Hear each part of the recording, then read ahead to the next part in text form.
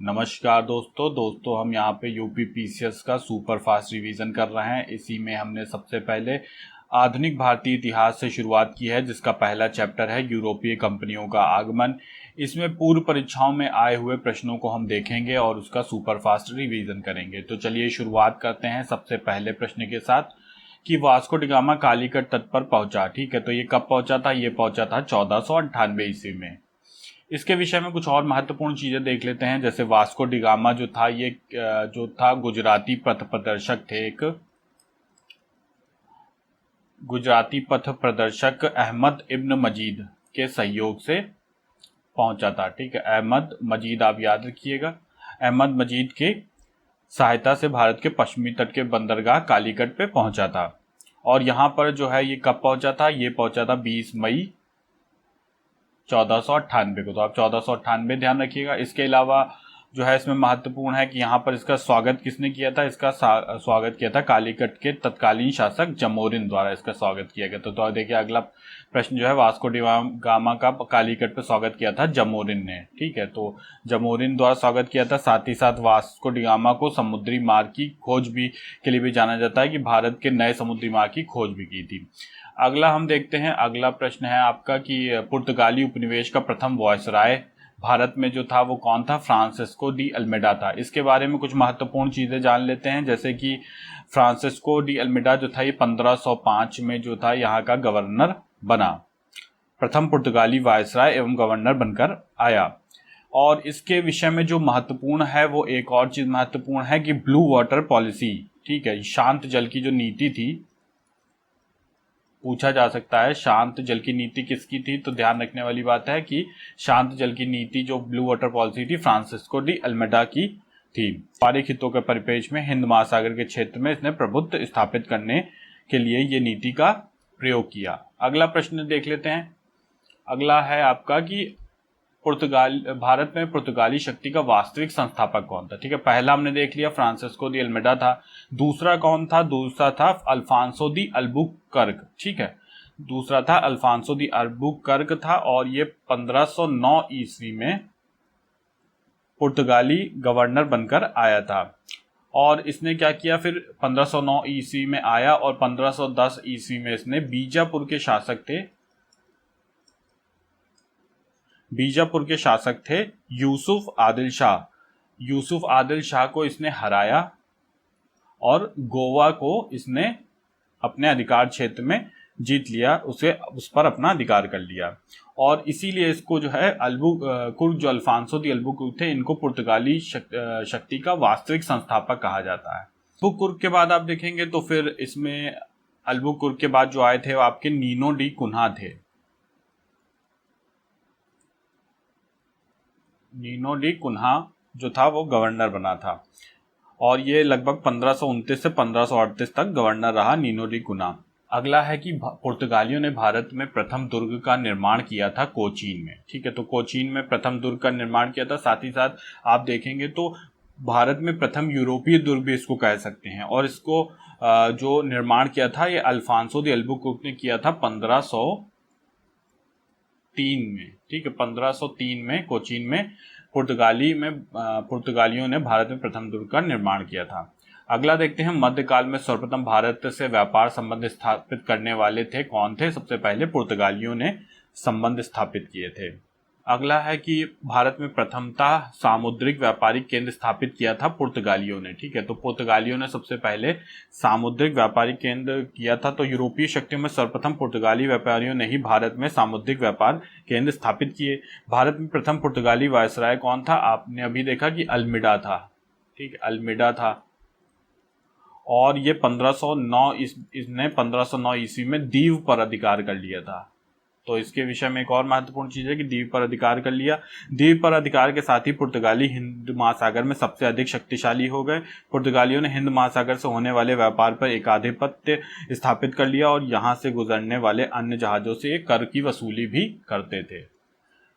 अगला प्रश्न देखते हैं। अगला वन लाइनर है कि बंगाल की बांदेल, चिंसुरा, हुगली तथा श्रीरामपुर फैक्ट्रियों में से एक जो पुर्तगालियों द्वारा स्थापित की गई थी, ये कौन सी थी? ये हुगली थी। इसके विषय में कुछ महत्वपूर्ण देख लेते हैं। पुर्तगाली गवर्नर जो नीना डी कुन्हा की बात हमने की, इसको आप ऐसे याद रखिए। कुन्हा जो थे, नीनो डी कुन्हा ने मद्रास के निकट में सेनेथोमी और बंगाल में हुगली में पुर्तगाली बस्तियां स्थापित कर भारत के पूर्वी समुद्र तट की ओर पुर्तगाली वाणिज्य का विस्तार किया था। अगला प्रश्न है कि पौंडीचेरी के संदर्भ में सही कथन है। पौंडीचेरी पर कब्जा करने वाली पहली यूरोपीय शक्ति पुर्तगाली थे। तो आप देख सकते हैं कि सबसे पहले पौंडीचेरी पर कब्जा किया पुर्तगालियों ने, इसके बाद डेंस भी आए, उसके बाद डच भी आए, फिर फ्रांसीसी आए 1673 में और अंग्रेज आए 1793 में। पुर्तगालियों पर कब्जा किया। फिर 1814 में जब पेरिस की संधि हुई तब अंग्रेजों ने जो पौंडीचेरी था इसे फ्रांस को सौंप दिया। तो अंततः ये आखिरी में किसके पास रहा था? आखिरी में फ्रांस के पास ही था। अगला देख लेते हैं कि हुगली को बंगाल की खाड़ी में समुद्री लूटपाट के लिए अड्डा बनाया था। किसने बनाया था? पुर्तगालियों ने। कलकत्ता का संस्थापक किसे माना जाता है? कलकत्ता का संस्थापक था जॉब चार्नॉक। तो जॉब चार्नॉक जो था इसने हुगली के स्थान पर सुतनाती को जो है वो व्यापारिक केंद्र के रूप में चुना और यहीं पर इसने कलकत्ता की स्थापना की। तो कलकत्ता का संस्थापक कौन था? ये था जॉब चार्नॉक। अगला देखते हैं कि भारत में यूरोपीय शक्तियों के प्रवेश के संदर्भ में सही कथन कौन कौन से हैं। तो एक तो अंग्रेजों ने अपना पहला कारखाना दक्षिण भारत में मछलीपट्टनम में बना लगाया। ठीक है, उसके अलावा क्या है, पूर्वी भारत में अंग्रेजी कंपनी ने 1633 ईस्वी में उड़ीसा में अपना पहला कारखाना लगाया। फिर है कि डुप्ले के नेतृत्व में फ्रांसीसियों ने 1746 ईस्वी में मद्रास पर कब्जा किया। भारत के साथ व्यापार के लिए सर्वप्रथम संयुक्त पूंजी कंपनी आरंभ करने वाले लोग कौन थे? तो ये थे डच थे। चूंकि ऑप्शन में अंग्रेज नहीं दिया हुआ था इसलिए आपका जो ऑप्शन है वो अगर अंग्रेज नहीं दिया है तो डच होगा, क्योंकि डचों ने जो है वो 1602 में संयुक्त पूंजी कंपनी की शुरुआत का प्रस्ताव पारित किया था, जबकि अंग्रेजों द्वारा ये जो है 1599 ईस्वी में ही संयुक्त पूंजी कंपनी के लिए लंदन में जो है वो आपका प्रस्ताव हो गया था और शुरुआत की थी भारत के साथ व्यापार के लिए। वन लाइनर देखते हैं। सही कथन है कि डचों ने पुर्तगालियों को पराजित किया और आधुनिक कोच्चि में उन्होंने फोर्ट विलियम का निर्माण किया। तो ये बात सही है। अगला देखते हैं कि भारत में ईस्ट इंडिया कंपनी की सफलता का राज क्या था। एक तो उनका ये था कि भारत में राष्ट्रीय भावना की कमी थी। दूसरा ये था कि कंपनी की सेना का पश्चिमी प्रशिक्षण मिला था तथा उनके पास जो थे आधुनिक हथियार थे। भारतीय सैनिकों में राष्ट्रीय भावना का अभाव था, जिसके फलस्वरूप कोई जो उन्हें अच्छा वेतन दे वो उनकी सेवा में लगा सकता था उन्हें अपनी सेवा में। अगला देखते हैं कि ब्रिटिश कंपनियों में से भारत में व्यापार करने वाला पहला अधिकार प्राप्त हुआ था लिवेंट कंपनी को प्राप्त हुआ था। तो लिवेंट कंपनी को 1593 ईस्वी में पहले स्थल मार्ग से भारत में व्यापार करने का अधिकार प्राप्त हुआ, लेकिन बाद में 1600 में इनको समुद्री मार्ग से भी ये अधिकार पत्र प्राप्त हो गया था। और ये अधिकार पत्र दिया किसने था? ये दिया था महारानी एलिजाबेथ प्रथम ने दिया था। तो इनमें ब्रिटिश ईस्ट इंडिया कंपनी के गठन के समय भारत का बादशाह था, तो सही क्या है? अकबर था। तो आप अकबर का राज्यकाल देखेंगे तो ये 1556 से 1605 तक गद्दी पर रहा। ठीक है, तो आप देखेंगे कि इसी वक्त जो है वो आपका ब्रिटिश ईस्ट इंडिया कंपनी का गठन हुआ था। ब्रिटिश ईस्ट इंडिया कंपनी का गठन कब हुआ था? 1599 में। अगला देखते हैं कि वह मुगल सम्राट जिसके शासनकाल में इंग्लिश ईस्ट इंडिया कंपनी ने भारत में सर्वप्रथम कारखाना स्थापित किया। तो कारखाने की बात आए, अगर गठन की बात आती है तो अकबर होगा, अगर कारखाने की बात आती है तो इसमें कौन सा उत्तर सही होगा? जहांगीर था। तो जहांगीर के समय ही 1611 में आपका मछलीपट्टनम, जिसको हम मूसलीपट्टनम भी कहते थे, तो मछलीपट्टनम या मूसलीपट्टनम में अंग्रेजों द्वारा प्रथम जो है एक अस्थायी कारखाना हुआ। लेकिन अगर स्थायी कारखाने की बात की जाए तो स्थायी कारखाना इनका 1613 ईस्वी में हुआ था। ये हुआ था आपका सूरत में। ठीक है, तो ये सूरत में जो स्थापित हुआ था ये स्थायी कारखाना था और मछलीपट्टनम में जो हुआ था ये अस्थायी कारखाना था। अगला देखते हैं कि भारत में 1613 ईस्वी में अंग्रेजों ने अपनी पहली फैक्ट्री स्थापित की। तो देख सकते हैं आप सूरत में स्थापित की थी 1613 में।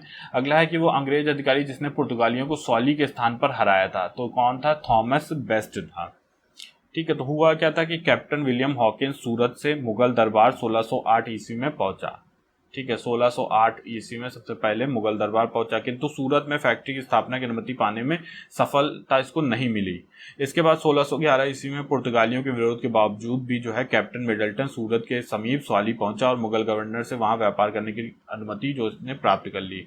कैप्टन थॉमस बेस्ट द्वारा ही सूरत के बंदरगाह पर पुर्तगालियों को हराया गया था और इसी के बाद अंग्रेजों ने सूरत में 1613 ईस्वी में स्थायी रूप से फैक्ट्री स्थापित कर ली। अगला देखते हैं कि यूरोपीय व्यापारिक कंपनियों में से सूरत में सर्वप्रथम अपना कारखाना स्थापित किया था अंग्रेजों ने। ठीक है, तो आप देख चुके हैं कि यूरोपीय व्यापारिक कंपनियों में सूरत में सर्वप्रथम 1613 ईस्वी में अंग्रेजों ने कारखाना स्थापित। अगला देखते हैं ब्रिटिश ईस्ट इंडिया कंपनी ने बम्बई लिया था, तो ये पुर्तगालियों से लिया था। 1661 ईस्वी में चार्ल्स द्वितीय का विवाह जो था, चार्ल्स कौन थे, ये इंग्लैंड के सम्राट थे चार्ल्स द्वितीय, इनका विवाह पुर्तगाल की राजकुमारी कैथरीन से होने पर चार्ल्स को पुर्तगालियों द्वारा बम्बई को उपहार स्वरूप प्रदान किया गया था, जिसे उन्होंने 10 पाउंड की वार्षिक शुल्क के साथ, वार्षिक किराए के साथ 1668 ईस्वी में ब्रिटिश ईस्ट इंडिया कंपनी को दे दिया था। अगला देखते हैं ईस्ट इंडिया कंपनी का गवर्नर जिसे औरंगजेब द्वारा भारत से निष्कासित किया गया था, कौन था, सर जॉन चाइल्ड। और ये क्यों निष्कासित किया गया था, 1668 ईस्वी में बम्बई और पश्चिमी समुद्र तट के मुगल बंदरगाहों का इसका घेरा डाला और मक्का जाने वाले हज के जो यात्री थे उनको बंदी बना लिया। औरंगजेब ने भारत से निष्कासित करने का इसको आदेश दे दिया। बाद में इसने औरंगजेब से माफी मांगी। प्रथम कर्नाटक युद्ध का तत्कालिक कारण क्या था, अंग्रेजों द्वारा फ्रांसीसी जहाजों का अधिग्रहण करना। और ये लड़ा कब गया था कर्नाटक का प्रथम युद्ध, ये पहली बात तो यह है कि लड़ा गया था अंग्रेज और फ्रांसीसी के मध्य, और ये लड़ा गया था 1746 से 1748 के मध्य में। और ये ऑस्ट्रिया के उत्तराधिकार युद्ध का ही विस्तार था। और आप देखेंगे कि इसमें हुआ क्या था, अंग्रेज कैप्टन थे बर्नेट, उनके नेतृत्व में अंग्रेजी सेना द्वारा कुछ फ्रांसीसी जहाजों पर अधिकार कर लेने से ही युद्ध जो है था वो भड़क गया। अगला है कि प्रथम यूरोपीय व्यक्ति जिसने भू क्षेत्र अर्जित करने के उद्देश्य से भारतीय राजाओं के झगड़े में भाग लेने की नीति आरंभ की, ये था डुप्ले। तो डुप्ले प्रथम यूरोपीय था जिसने यूरोपीय हितों के लिए भारतीय राजनीति में हस्तक्षेप किया। इसने पहली बार यूरोपीय सेना को भारतीय राजदरबारों में भारतीय व्यय पर नियुक्त करवाया था। अगला देखते हैं कि भारत में फ्रांसीसियों ने अपना सबसे पहला कारखाना स्थापित किया, कहां पर स्थापित किया था, सूरत में किया। तो इसके विषय में देख लेते हैं। तो सूरत में कारखाना इन्होंने कब स्थापित किया था, सूरत में कारखाना इन्होंने 1668 ईस्वी में स्थापित किया था। फ्रांसीसी ईस्ट इंडिया कंपनी संस्थापित हुई थी, कब स्थापित हुई थी, लुई 14वां के शासनकाल में। तो इनका शासनकाल कब था, इनका शासनकाल था 1664 ईस्वी में। तो लुई 14वें जो थे, इनके मंत्री थे कॉल्बर्ट द्वारा 1664 ईस्वी में फ्रेंच कंपनी की स्थापना की गई। और जो है इसका सारा खर्च राज्य सरकार देती थी। 1667 ईस्वी में आप देखेंगे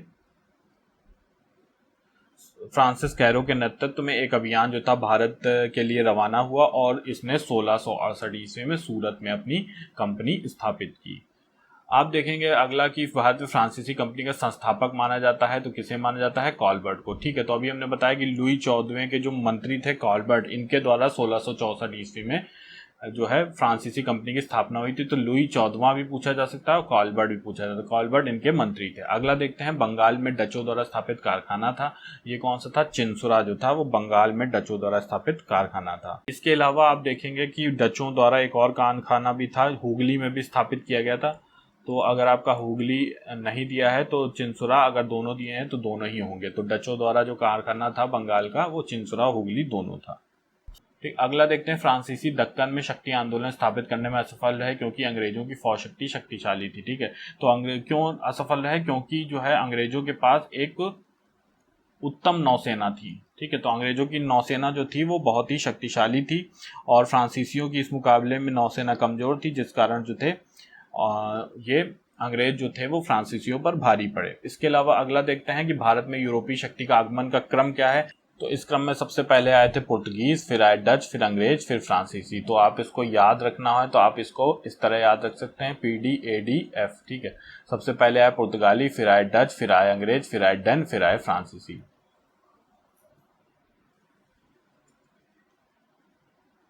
अगला हम देख लेते हैं सही सुमेल देख लेते हैं। तो पौंडीचेरी जो था इसमें किसकी अधिकार था, इसका में अधिकार था फ्रेंच का, फ्रांसीसियों का था। गोवा पे अधिकार किसका था, ये अधिकार था पुर्तगीज का। और इसके अलावा आप देखेंगे ट्रैवन कबार में किसका अधिकार था, जिसे ट्रावनकोर भी कहते हैं, इसमें डेनिश लोगों का था। और मद्रास में किसका था, मद्रास में डच का था। तो ये भी सही सुमेलन भी आप देख लीजिए और ये पूछा जाता है। तो पौंडीचेरी आप देखेंगे फ्रांसीसियों का था, गोवा पे पुर्तगीज का था, ट्रावन कबार पे डेनिश का, डेन लोगों का था, और मद्रास पर अधिकार डच लोगों का था। अगला देखते हैं सूची 1 का। सूची 2 में देखिए आप, सूची 1 में दिया हुआ है समुद्री यात्री, सूची 2 में देश दिए हुए हैं। तो कौन सा यात्री किससे संबंधित है, तो वास्को डिगामा कहाँ का यात्री था, ये पुर्तगाल का यात्री था।